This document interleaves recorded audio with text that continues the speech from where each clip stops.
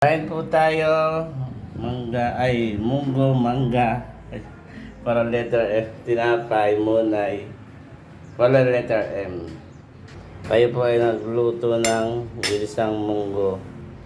Takbo para sa rayuma. Good morning, mga kalods. Mga kapalos, tayo ay magluluto muna ng munggo. So ito muna ang ating inuna. Mag-isa muna tayo ng taba, laman. Pupulayin natin at lalagyan natin ng sibuyas. Ayan po ang ating munggo. Bahala na po kung tayo ay mamaya ay mapilay. Good luck sa rayuwa. At siyempre, walang kamatayang bawang. Lalagay na po natin. Kasi mapula na yung taba.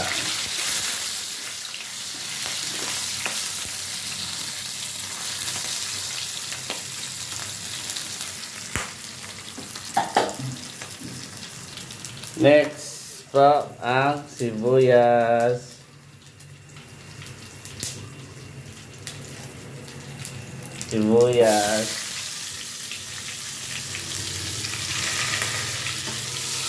Ay, sarap.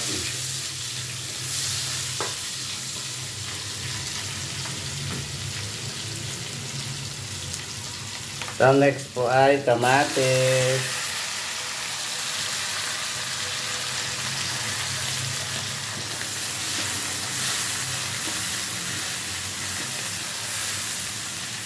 Ayan po, mapula na siya.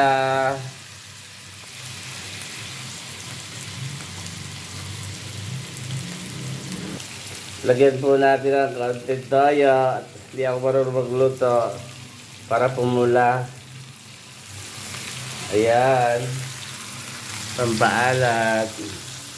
Ilagay na po natin siya.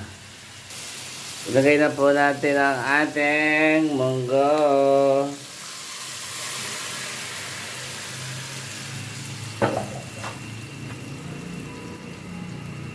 Ayan, natumba ang aking toyo. Yan po ay kumukulo na siya. Yan po. Oh.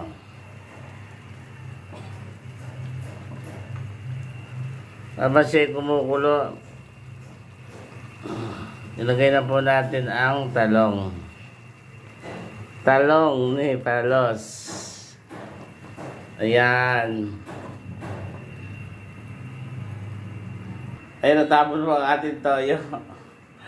Ayan, empty na yan si toyo. Lagyan po natin siya ng paminta.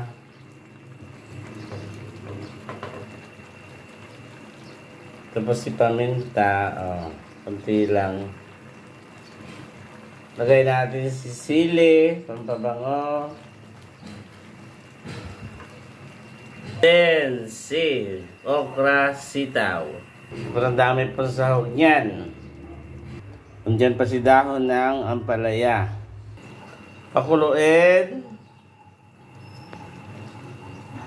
Lagyan po natin ng small amount of salt. Ayan po.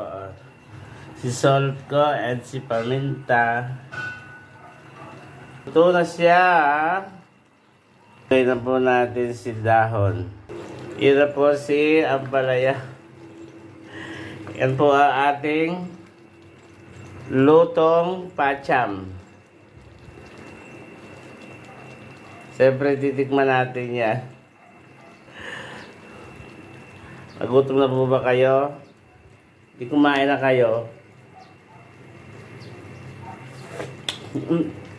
Ay, Diyos ko, sarap. Nalimutan ko tuloy ang pangalan ng aking ex. Ano ang pangalan ng ex ko? Siyempre, luto na po yan. I-off na natin ang ating super kalan. Yan po.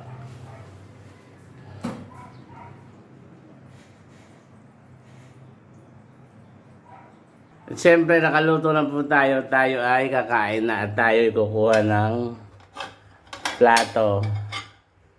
Sisira po kayo sa aking small kitchen, kusina. Yan po ang ating plato. Siyempre, dito na po ang ating plato. Tayo po ay kukuha na ng ating kanin. Lalagay po natin dyan sa plato. So, bubuksan po natin si Tuha, ang magic na kaldero.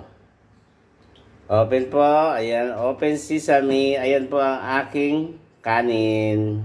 Sasandok na tayo ng kanin. Konti lang po ang ating kakainin kasi bawal sa atin ang maraming kanin. 2 tipak lang. So, ayan po. Ito po pala tuha na ito.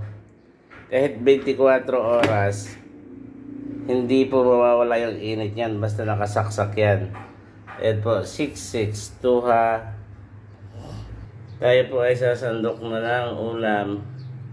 Ayan po, kain po tayo.